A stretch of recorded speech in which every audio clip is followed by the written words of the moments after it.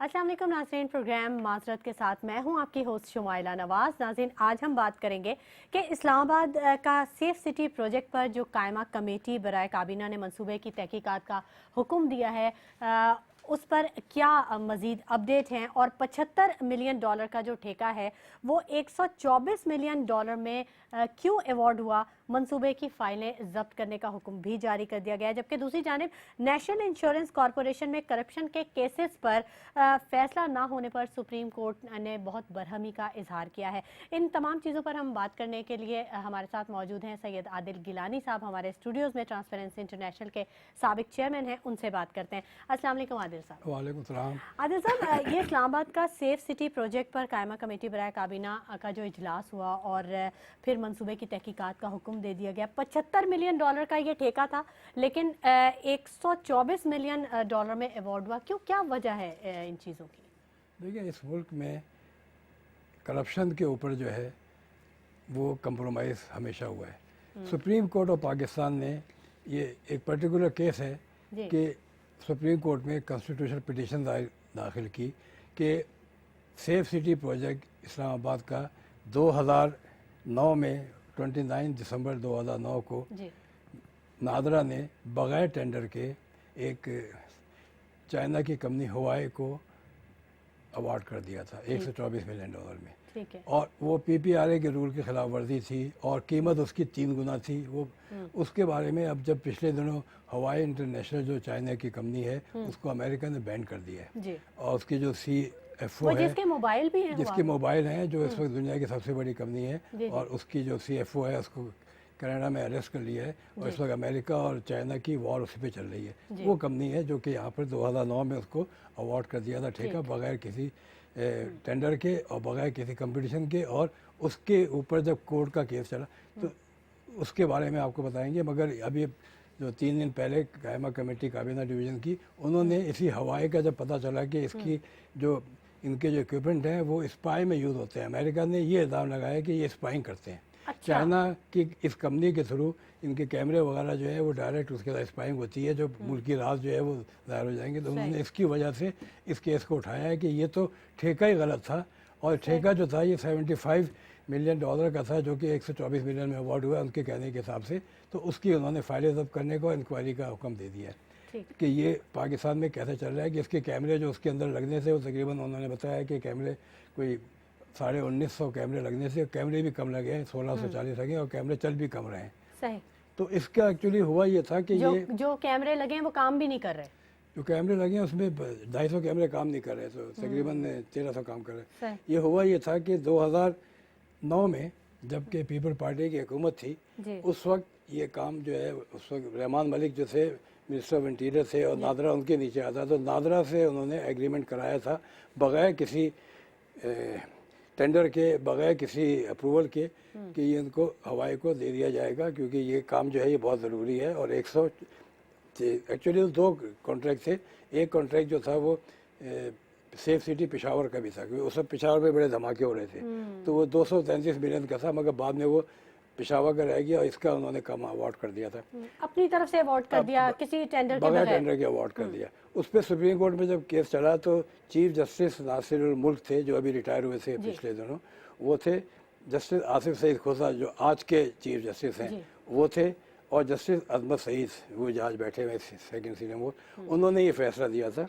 और उसके अंदर ये पूरा डिस्कस हुआ कि ये कैसे अवार्ड हुआ। इसका टोटल जो अवार्ड हुआ था 124.719 मिलियन डॉलर में, तो पीपीआरए के रूल के खिलाफ है। उसमें इतनी यानी मिली भगत की कि इन्होंने जो है वो 2009 में अवार्ड हो गया, 2010 में ये प्लानिंग कमीशन में गए 1 साल के बाद और कहा कि इसकी हमें एग्जम्पशन दे दी जाए। प्लानिंग कमीशन ने कहा कि इसकी कीमत जो है वो 124 नहीं है, इसकी 1/3 कीमत है। इन्होंने बताया कोई 45 मिलियन डॉलर कीमत है उसकी। अच्छा। ये प्लानिंग कमीशन ने कहा। फिर वो एक्टिंग में गए। एक्टिंग के अंदर उस ज़माने में कौन थे, उस ज़माने में मिनिस्टर कौन थे फाइनेंस के, एक्टिंग के चीफ कौन थे, आज के जो हफीज़ शेख साहब हैं जो मिनिस्टर हैं वो मिनिस्टर थे।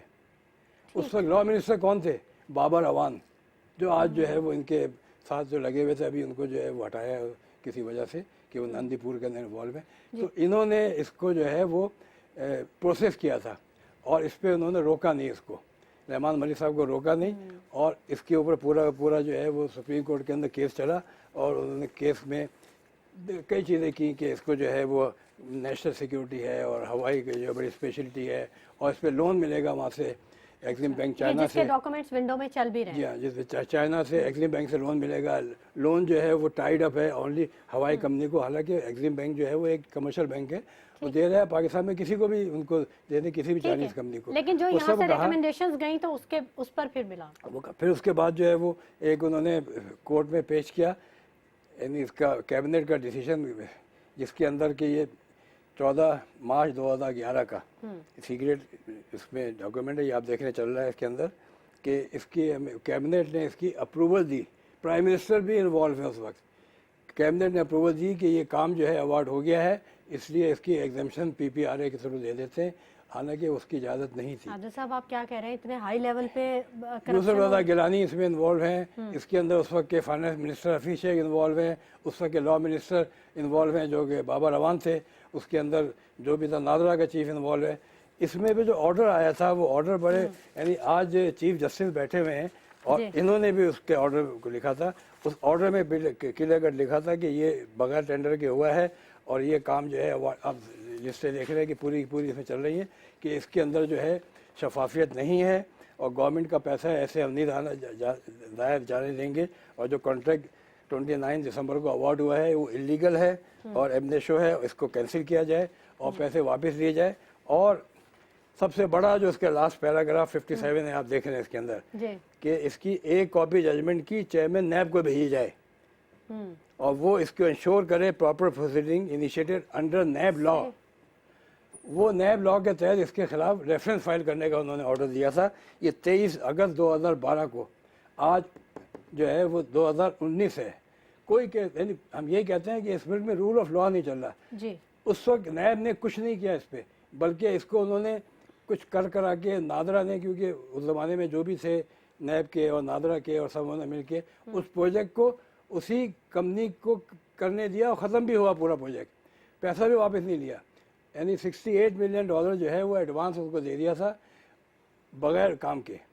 वाह। तो वो सारी चीज़ें उसमें आ रही हैं। अब इसका जो है चीज़ ये है कि इसमें सुप्रीम कोर्ट के ऑर्डर्स हैं, अगर ये कायमा कमेटी जो है ये उठाएगी इसको, जैसे उन्होंने उठाने का कहा है, ये केस जाएगा तो फिर उसमें ये सारे किरदार जो हमने बताए इसके अंदर उस ज़माने के मिनिस्टर थे, उस ज़माने के जो नादरा के चीफ थे, सारा था। अच्छा, ये कैमरे जो हैं वो वहाँ पे इसके बावजूद कि ये इतना महंगा लगा है, ये इसके कैमरे जो हैं वो डिटेक्ट नहीं कर सकते। और यानी इस्लामाबाद में परफॉर्मेंस ये है कि इसके लगने के बाद जो उसकी अफादियत है वो पूरी काम नहीं आ रही है और जो इसकी दहशत गर्दी है, जो जराइम है, उसमें कमी नहीं हुई है। हालांकि इसकी वजह से जो है कमी होनी चाहिए। अभी जो एक बच्ची का वहाँ पे 10 साल हुआ है, इसके अंदर कैमरे में मतलब अगर 2000 कैमरे लगे हों तो पूरा का पूरा शहर जो है उसके अंदर आ जाते हैं, मॉनिटरिंग पे आ जाते हैं। यानी आपको मैं बताऊं कि इस मुल्क के अंदर जो है ये पैसा खर्च करते हैं मगर चीजें करने में लगवाते हैं। और ये कैमरे लगा दिए, अगर काम नहीं सुप्रीम कोर्ट ने जब ऑर्डर दे दिया, इस पर अमल क्यों नहीं हुआ? सुप्रीम कोर्ट बड़ा है कि नैब बड़ा है? सुप्रीम कोर्ट बड़ा है कि नादरा बड़ा है? सुप्रीम कोर्ट बड़ा है कि मिनिस्ट्री ऑफ इंटीरियर बड़ी है? तो ये चीज़ ऐसी है कि इसको अगर कायमा कमेटी ने भी उठाया है और अगर ये कंप्रोमाइज़ ना करे कमेटी, तो ये केस जो है वो उस वक्त का यानी $124 मिलियन अब कितने होते हैं आज के हिसाब से, तो ये 20 अरब रुपए हो जाते हैं और पैसा दाया चला गया, यानी वो पूरा भी नहीं हुआ। और इसके ये है कि इस कंपनी का रिकॉर्ड ये है कि इस कंपनी के ऊपर जो है अमेरिका की और चाइना की जो है वो इंटरनेशनल बिजनेस वॉर शुरू हो गई है। और उसका वजह यही है कि इस कंपनी के जो ये इक्विपमेंट हैं ये स्पाइंग में काम होते हैं, स्पाइंग में काम आते हैं। इसकी वजह से यहाँ पर जो है वो ये हमारा जो है ये इस केस का जो है बहुत ज़रूरी है कि इस केस को उठाया जाए और उन्होंने उठा लिया इसको। मगर इसके बाद ये है कि सुप्रीम कोर्ट के ऑर्डर्स, इनको उन्होंने फाइलें मांगी है तो ये फाइल में आएगा, फिर पता चलेगा कि इसके अंदर हुआ क्या, क्यों उसको कैंसिल नहीं किया, सुप्रीम कोर्ट ऑर्डर की वायलेशन क्यों हुई, ये सब कंटेम्प्ट कोर्ट कर रहे हैं आज तक इसके ऊपर। ठीक। और वो लोग इनमें जो इसमें इन्वॉल्व थे, बहुत से लोग तो उसमें से स्किप भी हो गए होंगे आदिल साहब। नहीं, आज की हुकूमत में वो लोग जो इसमें उस वक्त इन्वॉल्व थे, ये तो बात हो रही है 2009 की। ठीक। उस वक्त के लोग 10 साल के बाद आज फिर हुकूमत में आ गए। ठीक है। और वो भी अभी वो यहाँ पे यानी हुकूमत में ये मुल्क को ठीक कर रहे हैं। ठीक है, बड़े बड़े नाम इस केस में इन्वॉल्व हैं। नाज़रीन, मजीद भी गुफ्तगू के सिलसिले को आगे बढ़ाएंगे, लेकिन वक्त हो गया एक छोटे से ब्रेक का। Stay with us.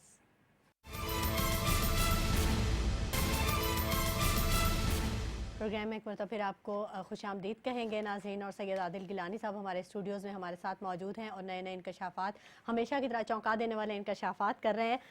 NICL जो केसेस हैं उसके हवाले से हम बात करेंगे। आदिल साहब, ये NICL केसेस में करप्शन के जो केसेस थे, इस पर फैसला ना होने पर सुप्रीम कोर्ट ने काफ़ी बरहमी का इजहार किया है और जो बुनियादी मुल्जिम था उसको अरेस्ट करने का मार्च में 2 हफ्ते की डेडलाइन दी थी नैब को। तो अभी तक कहाँ पर क्या डेवलपमेंट हुई इस पर? इसमें आप ये केस जो है ये सुप्रीम कोर्ट ने पहला केस ट्रांसपेरेंसी इंटरनेशनल के लेटर के ऊपर लिया था। वो हुआ ये था कि एक हम जो है वो ट्रांसपेरेंसी इंटरनेशनल हर इदारे का जो है वो टेंडरिंग के अंदर गलत होता है तो उनको हम लिखते हैं कि आप गलत कर रहे हैं, इसको सही कर रहे हैं, कंप्लेन आती है उसका लिख देते हैं। तो इसके हमने लेटर लिखे थे NICL के चेयरमैन से एयाज नियाजी साहब को कि ये इसमें आपके 2-4 चीज़ें हो रही हैं, गलत हो रही हैं। उस पर सुप्रीम कोर्ट ने सू मोटो उसको ह्यूमन राइट केस पे उठा लिया था और वो बात है 2010 की। सही। और 2010 के आज 2019 हो गए हैं और 2019 से उस पर जो कई 8 केसेस बने हुए हैं, चल रहे हैं। एक केस के अंदर सज़ा हुई है जिसमें कि अरेस्ट हो गया एयाज नियाजी और 7 मुल्जिम, मगर बाकी केसेस के अंदर कुछ नहीं हुआ। तो एक केस के अंदर मोहसिन वराइज जो है वो लाहौर के एक ज़मीन के केस में उसमें मुल्जिम थे, वो उस वक्त से आज तक अरेस्ट नहीं हुए। उसके बारे में मार्च के अंदर सुप्रीम कोर्ट ने उठाया केस कि भाई क्या हुआ उस मुल्जिम का, कहा कि 2 हफ्ते में अरेस्ट किया जाए। तो उसका नहीं हो रहा, ना उस वक्त अरेस्ट हुआ था, ना आज अरेस्ट हुआ, ना मार्च के बाद अभी मई आ गया, मई में भी अरेस्ट नहीं हुआ। ये पूरा केस जो है आप देखेंगे 2010 से अरेस्ट के उनके ऑर्डर्स दिए गए थे। 2010 से ऑर्डर है, इनके FIR कटी हुई है और उसके पूरा का पूरा केस जो है मैं आपको बताऊंगा अभी इसमें। और ये केस इसमें जो 2 मुल्जिम हैं, एक एयाज नियाजी साहब हैं जो चेयरमैन थे, उनकी पनामा में 5 कंपनियां निकल आई हैं, पनामा में ऑफशोर कंपनियां। इसके अंदर मोनिस इलाही वो इन्वॉल्व हैं जो कि सुप्रीम कोर्ट के अंदर ऑर्डर में लिखा हुआ है कि उनके अकाउंट में यहाँ से पैसा गया, मोहसिन वराइज के अकाउंट से मोनिस इलाही के अकाउंट में पैसा गया और वो पैसा जो है इंग्लैंड चला गया और इंग्लैंड के अंदर उनकी यहाँ से जाने की जो है वो मनी लॉन्ड्रिंग भी हुई है और करप्शन का पैसा भी गया है। उसका भी कुछ नहीं हुआ। उनकी भी उसी ज़माने में जो है वो पनामा केस के अंदर जो नाम निकला है कि ऑफशोर कंपनियां भी हैं उनकी, मोनिस इलाही की, और उसमें गया है, मगर आज तक जो है कोई एक्शन नहीं हुआ उनके ऊपर और वो यानी सुप्रीम कोर्ट के ऑर्डर्स की वायलेशन है। तो इस केस का मैं आपको बता रहा हूँ कि ये केस जब शुरू हुआ तो सुप्रीम कोर्ट ने लेटर जब इनको लिखा और NICL को हमारे लेटर पे, तो उन्होंने जवाब दिया। उसका सुप्रीम कोर्ट ने फिर जवाब भेजा, लेटर भेजा, मुझे भेजा। उस ज़माने में ट्रांसपेरेंसी इंटरनेशनल का शायद चेयरमैन था या एडवाइज़र था, तो इसके कि इनका जवाब आया, इस पर जवाब दिया जाए। उस पर हमने जवाब दिया उनको पूरा। मगर उससे पहले ये बताऊँ कि एक ज़मीन थी वहाँ पर जो 803 एकड़ की कैनाल की, वो मोहसिन वराइज और उसके वालिद थे वराइज जो हबीब वराइज, एक ज़माने में मिनिस्टर थे, उन्होंने बेची थी ज़मीन। उसकी कीमत जो थी वो तकरीबन 1 अरब और 60 करोड़ में बेची थी। उसकी टोटल कीमत 20 करोड़ भी नहीं थी और वो उसके 1 अरब 40 करोड़ उसके ऊपर एक आसिफ अहमद थे, उन्होंने एप्लीकेशन सुप्रीम कोर्ट को दी थी जिसपे एक्चुअली ये HR केस शुरू हुआ था और वो आपको दिखा रहे हैं सुप्रीम कोर्ट के अंदर, ये पूरा का पूरा उसका भी नोटिस चल रहा है। तो हमने इसका फिर पूरा जो सुप्रीम कोर्ट ने NICL का जवाब दिया था उसका जवाब भेजा मैंने, और जो आप देख रहे हैं कि ये इसके अंदर जो 803 कैनाल है, ये भी इसकी मार्केट वैल्यू जो है ज़्यादा से ज़्यादा जो है वो 3 लाख रुपए कैनाल है, तो 2.5 करोड़ बनती है, 25 करोड़ 24 करोड़ बनती है, और ये उन्होंने ली थी 1 अरब और 60 करोड़ में। उसके बाद और ज़मीन का इसका था, एक एयरपोर्ट की ज़मीन थी वहाँ पे, वो भी इन्होंने मोहसिन वराइज से ली। फिर कराची में एक ज़मीन थी इनकी, यहाँ से कोरंगी में बाग कोरंगी, वो से 10 एकड़ की ली थी। फिर दुबई के अंदर लिबर्टी होटल था, वो लिया था। तो वो सारी हमने जवाब दिया कि ये गलत है और ये इनके जवाब। उसके बाद सुप्रीम कोर्ट ने इसका जो है पूरा का पूरा जो है वो फैसला सुनाया और कहा उसको मिनिस्टर कॉमर्स के नीचे आता, सेक्रेटरी कॉमर्स से, उनसे कहा कि ज़फ़र साहब से कि आप जाके इनके खिलाफ FIR दाखिल कराएं, और 2010 में इनके खिलाफ 5-6 केसेस की FIR दाखिल हो गई। ठीक। इसका ऑर्डर जो है, जो फाइनल ऑर्डर जो है वो 2013 में आया। इस केस के अंदर बहुत सारी चीज़ें हैं जो मैं आपको बताना चाह रहा हूँ कि इसके जी। अंदर केसेस जो हैं एक एक करके हम बताएंगे कि 7 केसेस क्या क्या हैं और इनका क्या क्या इस वक्त जो हो रहा है। इनके केसेस के 2005, 11, 2013 में ऑर्डर था। एक तो इसके अंदर ये था कि इसकी अपॉइंटमेंट ही गलत है। एयाज न्याजी जो है वो यहाँ पर अपॉइंट हुआ था चेयरमैन, और उस वक्त एयाज न्याजी जो है दुबई में होते थे, किसी होटल में काम करते थे, बैंक में काम करते थे। तो अच्छा। उसकी अपॉइंटमेंट जो हुई थी उसके ऊपर सुप्रीम कोर्ट ने फैसला दिया कि चेयरमैन NICL की अपॉइंटमेंट के लिए ज़रूरी था कि अगर आउटसाइड से आदमी ले रहे हैं कोई आप, तो जी। उसके लिए अखबार में एडवर्टीजमेंट ज़रूरी है। वो जब प्रपोजल गया तो यहाँ से मिनिस्ट्री ऑफ कॉमर्स ने भी 3 नाम दिए, उसमें एयाज न्याजी का नाम डाला था। मिनिस्टर ऑफ कॉमर्स से हमारे मखदूम मरूम जो इंतकाल हो गया उनका, उन्होंने भेजा था और नाम उसका भी उन्होंने रिकमेंड किया था। फिर मिनिस्ट्री ऑफ इंटरनेशनल डिवीजन ने उन्होंने कहा, लिख के भेजा प्राइम मिनिस्टर को, प्राइम मिनिस्टर यूसुफ रज़ा गिलानी से, कि ये इसके लिए ज़रूरी है कि एडवर्टाइजमेंट दिया जाए।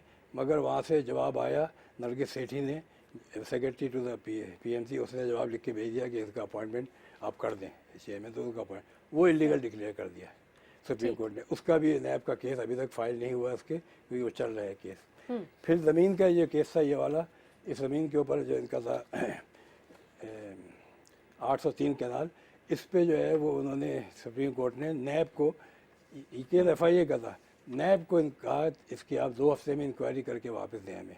उस वक्त नैब के जो चेयरमैन तो नहीं से चले गए थे, चेयरमैन डिप्टी चेयरमैन होते थे एक नदीम साहब से मेरी बात हुई थी। उन्होंने उसका 2 हफ्ते के अंदर ये लिख के बता दिया कि ये इसके अंदर जो है वो करप्शन हुई है और PPRA रूल से टेंडर भी सही नहीं हुआ है, सही। पहले ज़मीन की कीमत भी बहुत ज़्यादा है, और इसके ऊपर जो है वो उसमें ये हुआ कि ड्यूरिंग दैट पीरियड जब नैब की रिपोर्ट गई तो उसका तकरीबन 1 अरब 60 करोड़ का था, उसमें कोई 40-50 करोड़ रुपये उन्होंने वापस भी कर दिए NICL को, अच्छा। मोहसिन वराइश के वालिद ने, जो भी हबीब वराइश ने। और कोर्ट के अंदर उनका हफीज़ पीरज़ादा वकील था, उन्होंने कहा जी ये ज़मीन वापस हम लेने को तैयार हैं, पैसा वापस दे देंगे। ठीक है। मगर क्राइम तो कमिट हो गया था, तो उसका जो है रेफरेंस चल रहा है कोर्ट के अंदर और उसका अभी तक फैसला नहीं हुआ है। ठीक। दूसरा जो केस है इसका जो था, ये कैनाल का था, ये लाहौर एयरपोर्ट पे 20 कैनाल जो है वो ज़मीन कमर्शियल ली थी, जो कि मोहसिन वराई से ली थी। उसके अंदर ये हुआ था कि उसमें जब वो ज़मीन ली गई और उसकी पेमेंट हुई, तो पेमेंट के जो उसको NICL ने की थी मोहसिन वराइज के अकाउंट में, उस अकाउंट से कुछ पैसा मोहसिन इलाही के अकाउंट में गया था। 20-25 करोड़ का लिखा हुआ है इसके ऑर्डर में, आप देख रहे होंगे इसके अंदर। और मोहसिन इलाही के बीवी के अकाउंट से वो पैसा, कुछ पैसा जो है वो तकरीबन 10 मिलियन पाउंड वो इंग्लैंड के बैंक में चले गए, मोनेस इलाही के नाम। मोहसिन इलाही के। और उसके ऊपर ये हुआ कि सुप्रीम कोर्ट ने इसके ऊपर जो है वो इनको बुला लिया, ठीक। मोहसिन इलाही को, सही। और मोहसिन इलाही के ऊपर केस शुरू कर दिया। ठीक। और क्या इसमें जवाब दिया उन्होंने? मोहसिन इलाही साहब ने इसके अंदर जो जवाब दिया उसका, यानी आपको पहले मैं ये बताऊं कि इसमें ज़फ़र कुरैशी साहब ने इसको पूरा का पूरा कोर्ट में ये लिख के दिया था। ये पेज 13 के अंदर ऑर्डर में लिखा हुआ है ये कि FIA हेडक्वार्टर को बताया गया कि इन्होंने जो है ज़फ़र कुरैशी ने ऑब्टेन किया, SOCA ऑर्गेनाइजेशन है वहाँ पे इंग्लैंड में, उससे about bank account of Mohsin Elahi with EFG private bank limited. उनके पास बैलेंस 1.13 मिलियन पाउंड थे, और in the name of a company owned by him, and another account in the name of Benish Khan, wife of Mohsin Habib Waraij, यानी दोनों, मोहसिन वराइज भी था और इसके अपने अकाउंट का, in Barclays bank with a balance of 1,02,000 pound. और इसका जो है और कोर्ट में जो है इसको सबमिट किया गया कि ये सब 25 जुलाई 2011 में कि इसको लिया जाए। अब इसके डॉक्यूमेंट जो हैं वो FIA के पास थे, और ज़फ़र कुरैशी से FIA के DG को भेजा उन्होंने, और इसके बारे में कोर्ट के अंदर जब केस चला तो कोर्ट के ख़िलाफ़ जो है वो एक मुहिम शुरू की गई। और अच्छा। जी, तो कोर्ट के खिलाफ मुहिम ये शुरू की गई कि ये इसके आप डॉक्यूमेंट देख रहे होंगे, उस पर सुप्रीम कोर्ट ने भी सुमोटो केस लिया और उसके ऊपर एक कमीशन बनाया। कमीशन बना के उन्होंने उनसे पूछा कि भाई ये आप बताएं कि क्या है। वो मुहिम ये थी कि एक ज़मीन जो है वो बिकी उस ज़मीन को पैसा मिला, वो पैसा वापस कर दिया। वापस करने के बावजूद जो है वो कोर्ट ने जो है उसको जो है मुल्ज़िम बना दिया, और ये कैसे हो सकता है। और हम तो उसके ऊपर पूरे के पूरे लाहौर के अंदर और इस्लामाबाद के अंदर पूरे उसके बैनर लग गए थे। तो सुप्रीम कोर्ट ने उसकी इंक्वायरी करने के लिए ऑर्डर दिया कि ये क्योंकि परवेज़ इलाही, शुजात और ये सारे के सारे इसके अंदर इन्वॉल्व थे, तो इसके ऊपर उसकी एक कमीशन बना, कमीशन ने रिपोर्ट दी। वो रिपोर्ट आपको मैं बताऊंगा अगले सेगमेंट। ठीक है, ठीक है। आदिल साहब, मतलब कहने का ये है कि इनको करप्शन करने दी जाए और इनको बिल्कुल भी ना रोका जाए, ख्वाह वो सुप्रीम कोर्ट ही के ऑर्डर्स क्यों ना, वरना ये मुहिम चलाना शुरू कर देंगे। करप्ट माफिया ने एक पूरा एक नेटवर्क कायम किया गया और यकीनन इस पर काम करने की ज़रूरत है। वक्त हो गया एक ब्रेक का, हमारे साथ रहिए। वेलकम बैक नाजरीन, गुफ्तगू के सिलसिले को आगे बढ़ाते हैं। NICL के 7 रेफरेंसेस के हवाले से सैयद आदिल गिलानी साहब हमें बता रहे थे, 2 उन्होंने डिस्कस किए। जी आदिल साहब, मज़ीद कंटिन्यू कीजिएगा। इस केस के अंदर जो ऑर्डर दिया सुप्रीम कोर्ट ने, उन्होंने कहा कि ये FIA ने जो है ज़फ़र कुरैशी को ट्रांसफ़र कर दिया, उसकी वजह से इसके अंदर जो है वो केस को ये आगे नहीं बढ़ा और मुलजिम पकड़े नहीं गए। मोहसिन वलाइच और अमीन दादा और खालिद अनवर और सबके सब पॉसिबल नहीं हुआ। और इसके अंदर जो है वो कंटेम्प्ट कोर्ट भी लगाई उस ज़माने के जो सेक्रेटरी कॉमर्स थे उनके ऊपर और सेक्रेटरी सिविल डिवीज़न थे उसके अपॉइंटमेंट के ऊपर। फिर एक और चीज़ बड़ी अच्छी हुई कि इसमें सुप्रीम कोर्ट के अंदर रिपोर्ट दी गई। अच्छा। मोहनिस इलाही के जो वहाँ पे पैसा निकला था इंग्लैंड में, उसके ऊपर रिपोर्ट दी गई। अच्छा। और वो रिपोर्ट थे, वो रिपोर्ट में अगले समय बताऊंगी। उस रिपोर्ट में कहा गया था FIA की तरफ से कि कोई रिकॉर्ड नहीं मिला, इसका कोई कंफर्म नहीं हुआ, तो इसलिए ये मुलजिम नहीं है। अच्छा। हाँ, तो मतलब कोई शवाहिद ही नहीं है, कोई सबूत हाँ ही नहीं वो है। नहीं है, तो उसके ऊपर जो मैं आपको बताऊंगा। अच्छा। फिर इसमें खुर्शीद अख्तर लाशारी, उन्होंने भी कंटेम्प्ट की थी इसके अपॉइंटमेंट, तो वो दिया। और सुप्रीम कोर्ट ने सुमोटो केस जो है डिस्पोज ऑफ किया और ये कह के कि सारा का सारा जो है ये जो है इसकी केस जो है वो FIA से लेके, कोई FIA जो है ज़माने में रहमान मलिक होते थे इसके इंटीरियर मिनिस्टर, और वो उसमें हर जगह से डिले कर रहे थे। ड्यूरिंग सुप्रीम कोर्ट जो 3-4 DG FIA बदले गए, उन्होंने भी नैब को दे दिया कि नैब सारा इंक्वायरी इसको केस करेगी, रेफरेंस करेगी। जैसे अभी GIT बनी थी ओमनी का, FIA का केस था, वो सब सुप्रीम कोर्ट ने नैब को दे दिया। तो नैब ने इसकी की और कहा कि FIA से आप कोऑर्डिनेशन करते रहेंगे और ये चीज़ चलता रहा। इसमें जब ये हो रहा था तो सुप्रीम कोर्ट ने इसके अंदर ऑडिटर जनरल पाकिस्तान को लिखा कि भाई इसमें तो और भी बहुत सारी करप्शन हुई है, आप इसकी स्पेशल ऑडिट करें। अच्छा। और वो स्पेशल ऑडिट उस ज़माने में जो थे हमारे ऑडिटर जनरल पाकिस्तान थे, तनवीर अली आगा थे, उन्होंने उसकी की थी। अच्छा। तो इससे पहले मैं आपको ये बता दूं कि इस पर जो मुहिम चलाई थी मोहनिस इलाही के लोगों ने, उसके अंदर ये आप देखें, इसके अंदर लिखा हुआ है कि ये सुप्रीम कोर्ट के ऑर्डर में है कि सिचुएशन इतनी ख़राब हो गई कि पूरा का पूरा मीडिया कैंपेन अगेंस्ट जुडिशरी शुरू हो गई, जिसमें कि एक ग्रुप जो है वो अलग अलग बैनर लगा के और ये लगा रहा था। बैनर क्या लगा, एक शख्स ने NICL को अपनी ज़मीन लाहौर में बेची, डील मनसूख हो गई, तमाम पैसे वापस कर दिए गए, तमाम पैसे आज तक वापस नहीं किए गए, ये झूठ था। डील करने वाला जमानत पे रहा, वो जब मोहनिस इलाही या वराइश था जो हबीबुल्लाह वराइश, वो उस पर जमानत पे थे। गवाह ने भी अदालत में बयान दे दिया कि मोहनिस इलाही का किसी डील से कोई ताल्लुक नहीं। ठीक है। तो फिर इंसाफ कहाँ, ये कोर्ट के ऊपर, यानी कोर्ट की बदनामी में पब्लिक मुहिम शुरू की, मिसगाइड कर रहे हैं। क्या इंसाफ में ताखीर किसी और साजिश का पेश खेमा तो नहीं? आखिर मोहनिस इलाही का जुर्म क्या है? अच्छा। दरा आप सोचिए, मोहनिस इलाही ने उस पर लिखा हुआ, हमारी अदालत पर मुझे पूरा भरोसा है, मनजानिब पाकिस्तान लीग लॉयर जोन इसकी तरफ से। इस पे इन्होंने इंक्वायरी की, इंक्वायरी करके FIA से कहा कि ये जिस ग्रुप ने कहा है उसको सज़ा दी जाए। उसको FIA, क्योंकि हुआ ये था कि FIA जो है उसके मिनिस्टर पहले ज़माने में, अभी तो ये 2009 की बात है, इसमें पीपल पार्टी थी, मगर ये मुस्लिम लीग के ज़माने में नवाज शरीफ के साथ होते थे, चौधरी शुजात मोहनिस इलाही के चाचा, और वो इंटीरियर के मिनिस्टर रहे 5-6 साल। फिर वो जब ये आए थे हमारे मुशर्रफ साहब, उस वक्त भी ये मिनिस्टर थे। ठीक है। तो ये इसके अंदर जो है इसके अंदर शामिल हुए और इस केस के अंदर इन्होंने जब ये केस चल रहा था तो मुझे बताया गया है कि जरदारी साहब बड़े खुश थे कि ये केस चल रहा है, तो 3 उनके बड़े मुश्किलात थी, उससे वो उनके काबू में आ गए। एक तो ये थे कि चौधरी बरादरान जो है उनके खिलाफ जा रहे थे, अच्छा। तो वो उनके नीचे आ गया। बाद में वो इनको बुला के और डिप्टी प्राइम मिनिस्टर लगाया था इन्होंने, पीपल पार्टी ने, चौधरी परवेज़ को। अच्छा। फिर अमीन फ़हीम जो है वो भी कुछ इंडिपेंडेंट बातें करने वाला था मुस्लिम लीग से, वो भी उनके अंडर में आ गए। फिर गिलानी साहब भी कुछ, यूसुफ रज़ा गिलानी साहब भी कुछ अलग अलग ठीक। अपने प्राइम मिनिस्टर का कर रहे थे। तो बड़े खुश थे जरदारी साहब कि ये केस हो रहा है उस पर। तो ये जब मैं बता रहा था कि ऑडिट के अंदर जब सुप्रीम कोर्ट ने ऑडिट का हुक्म दिया तो ऑडिटर ने उसकी बहुत और भी चीज़ें निकाली। तो तनवीर अली आगा ने रिपोर्ट दी थी कि ये इनको ऑडिट का जो दिया गया था कि ये पूरा ऑडिट करें।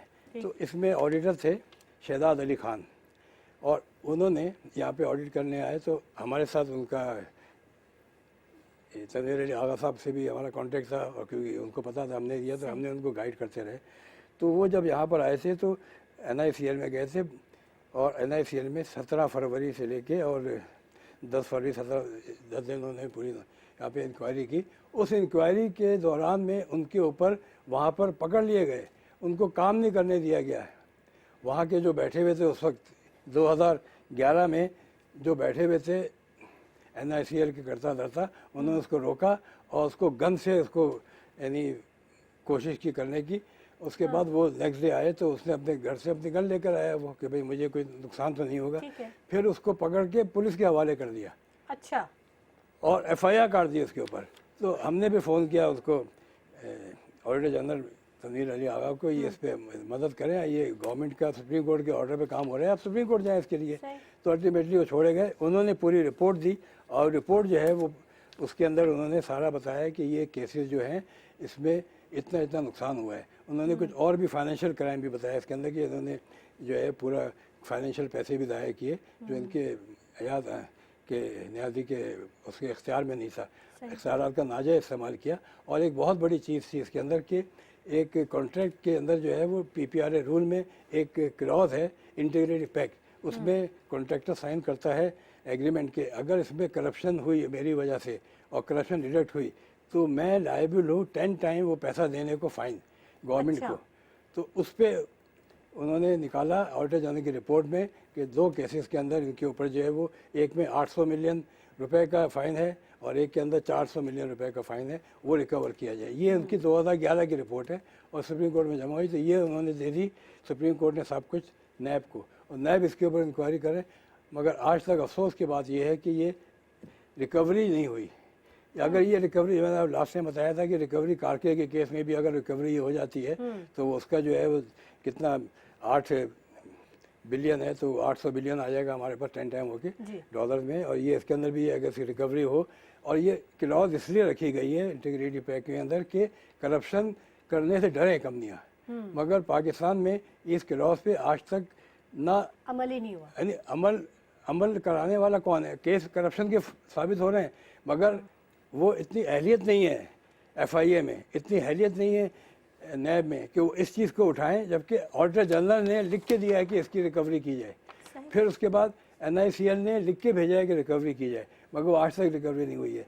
और इस तरह ये ऑडिटर जनरल, लेकिन बैनर्स लगा दिए गए कि सारी रिकवरी हो गई है, मतलब इस किस्म के सुप्रीम कोर्ट के ऑर्डर में लिखा हुआ है। वजह यह है कि अगर सुप्रीम कोर्ट के ऑर्डर हो जाए और उसके बाद उससे यानी 2011 से ये केस चल रहा है और 2011 8 साल में अगर ये रिकवरी ना हो, और ये रिकवरी जो हुई भी इसके अंदर है वो तो सुप्रीम कोर्ट की वजह से हुई है, कोई नैब और FIA की वजह से नहीं हुई है।